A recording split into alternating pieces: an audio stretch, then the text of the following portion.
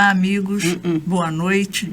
Bem-vindos a mais um encontro promovido pela nossa casa, MAP, Movimento de Amor ao Próximo, estudando com Joana de Ângeles. Vamos continuar de onde nós paramos a semana passada, que o tempo é curto. Aliás, o tempo não é curto, o tempo é o necessário. Nós somos sempre guiados pela espiritualidade. Alzira, boa noite. Obrigada por mais uma vez estar conosco. Eu que agradeço de novo poder estar aqui com vocês e fazer um pouquinho de diferença aí, né? Porque o tema é muito complexo, né, Miriam? Muito. Viver é uma arte, né? Exatamente. E a gente precisa ir expandindo essa arte. Na semana passada, quando nós encerramos, surgiu, assim, do nada, entre aspas, a questão da projeção. A gente falava da culpa, falava da sombra, falava do autoconhecimento, de como é difícil a gente ver na gente as nossas mazelas, as nossas más inclinações, como nos diz Kardec. E aí a gente, muitas vezes, tudo a culpa é do outro. Eu não gosto do outro porque o outro é assim, o outro é não sei como, o outro faz isso. Mas parece que isso é o que nós temos, né, Alzira? Tem um nome, né? É projeção, né? A projeção, tanto você projeta no outro o que é seu, quanto você projeta o que você gostaria de ser. Essa que é... Complicado. É complicado, né? Nada é fácil, né? Nada é fácil. Então, por que a gente projeta no outro? Porque é aquilo que nós falamos anteriormente, né? O quanto é difícil para a gente lidar com as nossas questões. Então, é muito mais fácil ser o outro do que a gente. Então, a culpa é do outro, ou então a gente sempre espera que o outro vai fazer alguma coisa para a gente. Poxa, mas fulano podia ter feito isso. Poxa, mas ciclano, isso é o quê? O quanto é difícil para a gente partir para a ação, né? A gente pode dizer, então, assim, que quando eu olho para você e vejo assim, mas que pessoa mais arrogante, que pessoa mais metida, acha que tem o rei na barriga, isso é meu? Sim. É meu. É porque o quanto, aquilo que a gente falou anteriormente, né? O quanto é difícil para a gente reconhecer esses sentimentos. Então, a gente coloca no outro que a gente fica bem com Deus, né? Fica bem na fita. Fica bem, exatamente. E o outro que leva a culpa de tudo. E isso é muito difícil da gente trabalhar, que é o que a gente também falou antes. A gente precisa buscar o autoconhecimento e aceitar que a gente é isso. E por que a gente tem esses sentimentos, não quer dizer que a gente seja ruim, né? Como o que é bom é de Deus, o que é mal é do diabo. Não. É nosso, então... É do humano, né? É do ser humano, gente. Nós estamos aqui, como diz a Miriam, de passagem. De passagem, processo de evolução. De evolução. Né? De crescimento, né? Que é o quê? Buscar, como Jung diz, a individuação ou a autorrealização, como diz o Rogers, que é a gente evoluir enquanto ser humano, enquanto espírito, né? Pegando aqui no gancho, então, da individuação, a gente às vezes confunde individuação com individualidade. Não sei, acho que não é a mesma coisa. Não. Qual a diferença que a gente pode... Individualidade somos nós enquanto indivíduos, né? Cada pessoa era um ser humano e tem a sua individualidade, né? Você pode criar 2 filhos, né, iguaizinhos, mas cada um vai ser de uma forma. Cada um tem a sua individualidade, cada um tem a sua essência. O processo de individuação, que Jung chama, é aquele, né? A gente faz o círculo, a gente vem do círculo do todo, do uno, e a gente nasce... E aí vai falar do self e do ego, né, Miriam? O self e o ego. E aí a gente passa por todo esse processo até a gente alcançarmos a individuação, que é unir, que é o todo, que é justamente aquilo que falamos na semana passada, que é a gente aceitar tudo que a gente tem para ir se trabalhando. Então, quando a gente consegue integrar todas essas nossas partes, que a gente vai criando essas dicotomiazinhas, a gente alcança o processo de individuação. Porque a gente integrar é se trabalhar e a gente deixa de tê-las, certo? Então, a gente volta ao uno. Ou seja, enquanto posso dizer, não sei, é uma pergunta, a individuação parte para o todo, para o coletivo, para estar integrado, ser um ser integral. Sim. E a individualidade divide. Pode dividir. A individualidade não quer dizer que a pessoa, trabalhando a sua individualidade, ela não vai pensar no coletivo. Mas pode. Pode. Se ela for uma pessoa... Seria uma disfunção. Só pensar nela, né? Então, o ela tal só vai egoísmo, raiz de todos os males. E também temos, de vez, foi um amigo muito querido que me falou assim, Alzira, a gente tem que ver o que é egoísmo e o que é sabedoria. Porque muitas vezes, aí a gente cai naquela... que a gente tem que fazer tudo para o outro para poder a gente ser aceito e ter aprovação. Então, aí é que a gente entra no nosso livre-arbítrio também, né? E nisso aí a gente vai, porque semana passada você falou da sombra, né? Você tem que parecer bonzinho, jogo para baixo do tapete a minha Exatamente. ruizice, entre aspas. A gente tem que parecer bonzinho e a gente não pode esquecer de falar isso aqui, e da outra vez eu acho que eu não falei, que é da necessidade que a gente tem da aprovação do outro. E isso a gente começa na nossa infância. A gente tem que ser aquela criança boazinha, comportamental, né? Bem quietinha, que não faz malcriação, que isso e aquilo, para a gente ser aprovada. E com isso, a gente vai se desenvolvendo e leva para a sociedade, né? A gente pode dizer outra coisa que me vê. Gente, eu não sei psicologia, né? Eu sei um pouquinho de espiritismo, tento saber. Mas a gente pode aí dizer que são as máscaras que a gente usa?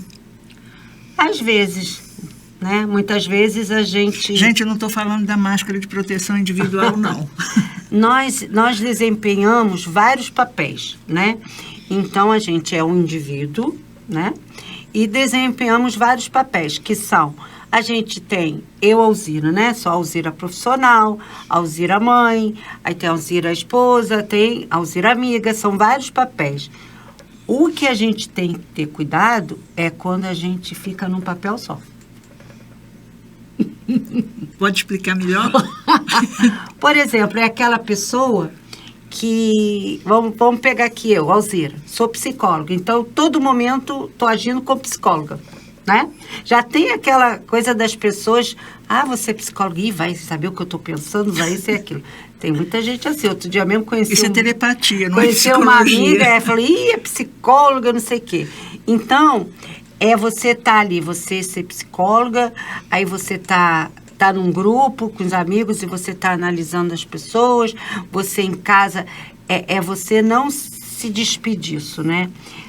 Esqueci de um papel importante. Por favor. Que me lembrei agora e que lembrou muito minha mãe, né? Que a gente também exerce papel de filho. Como a gente exerce papel de mãe, a gente exerce de filho. Todo mundo existe. Exato. E aí, quando a gente perde a nossa mãe, né?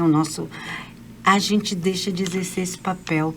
E a gente vê o quanto que a gente está só. Verdade. Não é? Porque... É verdade. Estar só, porque quando a gente exerce o papel de filho, por mais que a gente seja bem-sucedida, que tenha a nossa família, a gente tem a nossa mãe. E qualquer coisa que a gente precisa, a gente tem um colo, né? E quando a gente não tem mais esse papel, né, perde a mãe, a gente tá só. Então, a gente se vê, às vezes, assim, para onde eu vou? E agora? E eu acho que aí é que é bom a gente ter a fé, né, Miriam? É verdade. Porque se a gente pensar que a mãe simplesmente acabou, não existe mais. Não sei como é. Mas a gente sente uma falta enorme da presença física dessa mãe, mas sabe que ela continua, sabe que ela vive, né? No mundo espiritual. E aí, por isso, talvez também que a gente chame tanto Maria como mãe, a gente olhe tanto para ela como essa mãe que a gente precisa. Não é uma mãe substituta, mas é uma mãe sempre presente, né? Essa mãe acolhedora, que compreende, que perdoa, que encaminha, porque mãe é única, né? Mãe é única. Mas a gente pensando na reencarnação, a gente tem várias, né? E mãe, e assim, além de estar no plano espiritual, está no nosso coração, que é uma tá coisa... no corpo até, né? A DNA. mãe, a gente pode perder materialmente, né? Ela aí. Mas, como diz o existencialismo, né? Não existe o tempo. A gente não pode mensurar o tempo. Então, se a gente volta nas lembranças, naquilo tudo que a gente viveu, não só com a mãe, né? Mas com qualquer perda que a gente tenha, a gente vai ter de novo aquele sentimento, aquele amor, aquele acolhimento. E aí, você falando da Mãe Maria, me lembrei agora do Alto da Compadecida. Você assistiu? Assisti. Que ele clama a Mãe Maria, né? Então, essas coisas que estariam aí até no inconsciente coletivo? Sim. Essa mãe ancestral? O arquétipo, as imagens arquetípicas da mãe ideal, né? Que é a Mãe Maria. Mãe Maria é o ideal que a gente traz no nosso inconsciente coletivo do ideal de mãe. E aí entra, né? Aí causa muita confusão no nosso psiquismo, né, Miriam? Da mãe ideal, que é a Mãe Maria, a mãe que a gente idealiza é a mãe real. Então, como é que fica tudo isso, né? E que quando a gente é adolescente, essa mãe maravilhosa nem sempre está lá, não, né? Na adolescência, a mãe fica... Porque é aquela figura de sustentação, de que vai por freio, que ainda que, até com dor às vezes, mas vai dizer, eu lembro agora de uma passagem que quem conta também é o Rossandro Klinger, que ele diz que quando tinha 16 anos, que tinha uma festa qualquer lá em Campina Grande, na Paraíba, e que o avô tinha dado um abadá para ele e que ele ia. Ele tinha 16 anos e a mãe disse, não vai. Ele disse, eu vou. Meu avô me deu o abadá, eu vou. Ela disse, não vai, porque eu estou mandando, eu estou dizendo que você não vai. E ele diz que ficou possesso, entrou no quarto, batendo a porta e dizendo para ela, eu te odeio. E ela disse, pode odiar, mas vai me respeitar. Eu li. E isso é um exemplo para ele, né? Que naquela hora ficou com tanta raiva daquela mãe, mas que hoje, adulto, isso é uma lição que ele guardou para sempre. E porque são limites, né, Miriam? O limite. A mãe, o pai, né, também, Freud diz, né, o pai é a lei, ele entra com a lei, ele entra, tem que ter o limite, a criança, ela tem que ter o limite, a criança, ela tem que ser frustrada. E aí, nem sempre, é lógico, né, quem está do outro lado, os filhos não gostam, né, não querem, o adolescente, então, ele volta como se tivesse 2 anos da idade. É como assim, eu posso tudo, nada vai me acontecer. E é lógico que não gosta de sofrer, né, essas sanções. Por isso que quando fala de mãe, né, vem sempre um sentimento de gratidão. E Joana diz assim, a gratidão é um sentimento mais profundo e significativo, porque não se limita apenas ao ato da recompensa habitual. É mais grandioso, porque traz satisfação e tem caráter psicoterapêutico. E aí, é a mãe que dá limite. E aí, eu lembrei agora você falando isso, do início da tua leitura, quando diz da vida, né? É a mãe que nos dá a vida. Semana passada a gente falou, né? Vida, porém, é vibração de harmonia. Exato. Presente no universo. Que é a mãe que nos dá a vida, né? A vida em si mesma é um hino de louvor à vida. Vida com V maiúsculo. Eu lembrei disso, dessa Portanto, passagem. De gratidão incontida. E a gente tem pela mãe, né? Tem. A gente tem. A maioria de nós tem. E aqueles que... Toda reencarnação é planejada, toda reencarnação é cuidadosamente estudada. Ninguém reencarna assim, é agora, pula, tipo paraquedas. Não, é programado. A gente passa pelo que precisa passar. É um processo doloroso do nascimento e o crescimento do espírito. A gente costuma comparar sempre com a semente, né? Todo mundo na escola já pegou um algodãozinho, botou água e carocinho lá do feijão para ver o feijão germinar. E a gente fica doido para ver o feijãozinho nascendo, mas aquela casca teve que ser rompida. Não lembro quando eu fui feijão, mas dói. É quando o bebê que rompe a gengiva para nascer o dente. Ele precisa do dente. Mas esse processo de nascimento é doloroso. E nascer o homem novo, de que Paulo fala nas suas epístolas, né? Ser o homem novo é um processo de nascimento, de renascimento. Ninguém pode ver o reino de Deus se não nascer de novo, Estar no mundo é isso, né? Tem um filme, Cidade dos Anjos, com o Nicolas Cage, que é o Anjo da Morte. E ele começa a observar uma médica que perde um paciente, ele estava lá como anjo da morte para levá-lo. E aí ele começa a se questionar o porquê de tanto... Por que as pessoas ficavam assim, né? O que era aquilo? E acaba se interessando pela médica, mas ainda não sabia o que era aquele sentimento. E ele resolve, então, deixar de ser anjo. E aí, ele, numa conversa com uma outra pessoa que já tinha sido anjo, você só vai saber, e aí entra, né, o que é a gente estar aqui. Só vai saber se você deixar de ser anjo e passar a ser humano.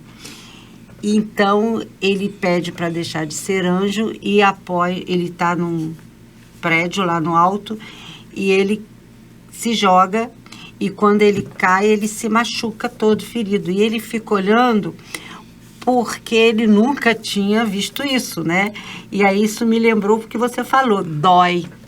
Estar no mundo é isso, né? Estar no mundo é nós termos essas experiências e vivências e são elas que nos faz amadurecer e evoluir. Porque, voltando à sessão passada, né? Semana passada.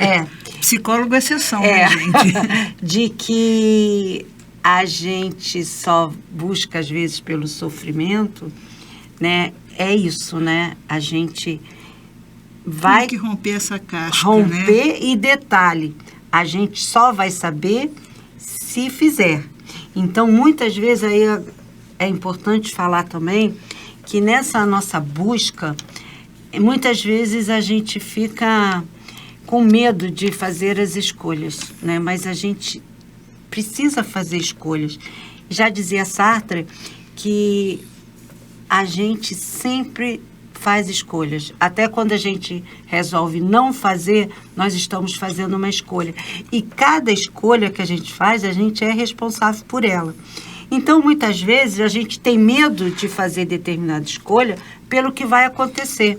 Só que a gente só vai saber fazendo. Né? E pior do que não fazer uma má escolha é não fazer, porque aí você não vai saber. Se você escolhe não escolher, você fica à mercê entre aspas, do acaso. E aí é o que gera, o que muita gente chega assim, eu tô com uma coisa aqui, uma angústia, uma coisa, porque você sabe que você tem que escolher e você fica naquele conflito, né? Daí eu tô aqui com o livro da Joana de Ângeles, Psicologia da Gratidão, e abro aqui na folha, na página que diz assim: o sentido existencial é de conquistas internas, aplicadas em favor da gratificação.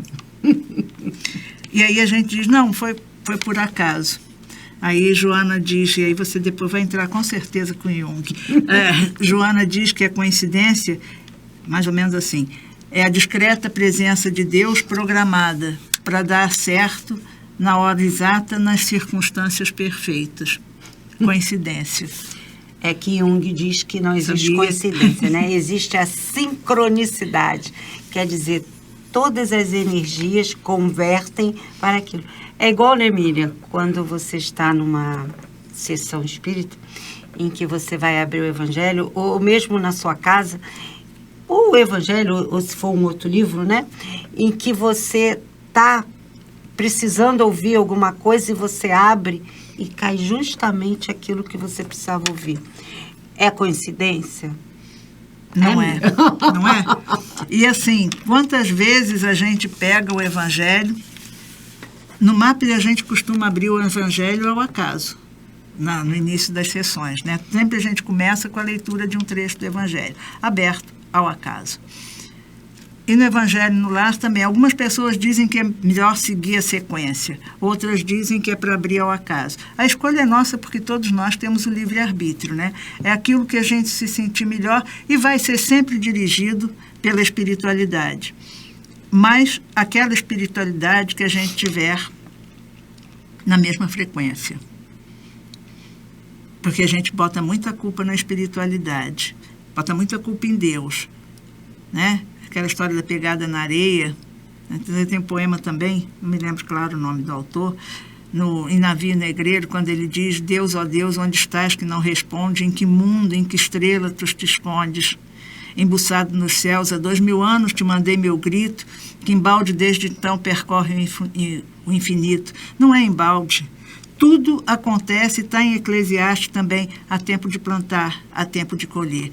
Tudo acontece no tempo e na hora certa. Estou apaixonada por Eclesiastes, por essa fala. Nossa, não é? Isso é perfeito, né? É. Há tempo de rir, há tempo de chorar, há tempo de plantar, há tempo de colher. E aí entra a dualidade também. Isso, e não é o nosso tempo. Não. Né? E o ser humano tem muito isso, né? E quando às vezes aquilo não ocorre, lá na frente, a gente vai ver e a gente fala, gente, ainda bem que não foi, né? Porque não é como a gente quer, não é... Tudo acontece quando é para ser. A gente quer muito ter o controle de tudo, né? Sim, porque o controle traz o quê? Não sei. O controle, né? As pessoas que necessitam muito do controle, de ter tudo ali certinho, é porque, gente, tudo que a gente não sabe o que vai acontecer, né? A gente fica inseguro. Então, muita necessidade do controle é para você se sentir segura de que aquilo ali vai acontecer assim, assado, e que você vai fazer assim, assado. Quando a gente não sabe o que vai acontecer, a gente fica inseguro, porque de repente alguma coisa acontece e aí você vai fazer o quê? Não estava esperado. Então, a gente aí veste aquelas armaduras da Idade Média, né? Sim. Que nem se mexe, fica duro ali com a lança na mão. E tudo bem que não entra nada. Fica na sua zona de conforto. Entre aspas, que não é confortável, né? Você viver na armadura. Não. E aí você sabe que você está vestido daquela couraça, daquela armadura, o outro pode vir com a lança dele, vai amassar lá um pouquinho a armadura, mas você está salvo. Só que também não sai nada. Você não está aberto para mais nada, para o novo, para o diferente, para a vida. E Jung fala, e aí fala só dessa questão da morte, que muita gente tem a preocupação com a morte, e você falou da armadura da coisa, né, da ferida, que ferida causa morte, né? Dependendo da ferida. E Jung diz que a morte, quem tem medo da morte tem medo da vida, porque a cada ciclo nós morremos para renascer no outro. Então a gente nasce, a gente é criança, a gente morre, aquela fase, aquele ciclo, vem para a adolescência e morre a adolescência e vem para a fase adulta, aí vai para a velhice, né? Então, são ciclos de existências, até mesmo a passagem da vida para a morte, mesmo, né? Que também não deixa de ser um outro ciclo, né, Miriam? É o começo, novamente, é a volta para casa, né? Exatamente. É a volta para casa. Então, a vida ela é feita de ciclos. E a morte da matéria nada mais é do que um outro ciclo. Aí está aqui Joana de Ângeles, que diz assim: quando o espírito alcança o objetivo do seu significado imortal, a morte não existe, né? E entende-o com discernimento lúcido, abençoa tudo e todos, agradecendo-lhes a oportunidade por fazer parte do seu conglomerado. Que lindo, né? Não é por acaso está aqui esse texto. Tudo hoje girou na sincronicidade. Sempre. Né? E ela diz ainda em seguida que a gratidão deve ser um estado interior que se agiganta e mimetiza com as dádivas da alegria e da paz. A alegria do novo, né? A gente vive vários lutos. Luto não é só quando morre alguém, né? Quando você perde um emprego, ou quando você sai de um emprego, aquele ciclo morreu. Pode existir um luto. Um luto também quando você engravida e aí você cria, né, planos para aquela criança, aí você recebe uma criança que é especial, que tem alguma questão. Então, você precisa viver o luto daquela criança idealizada, né, para receber aquela criança. Não quer dizer que você não ame, mas o ser humano... A sua expectativa era outra, né? Sim, a gente cria planos, claro, né? Eu vou fazer isso, vai fazer aquilo, e de repente você vê que não vai ser possível. E até mesmo o medo, a preocupação de como vai ser aquela criança no mundo, como ela vai sobreviver se você não estiver mais lá. Né? São muitas questões. São. E se a gente pensar agora em toda a situação que o mundo está vivendo, né, de guerra, mas aí entra também um pouco do nosso egoísmo, né?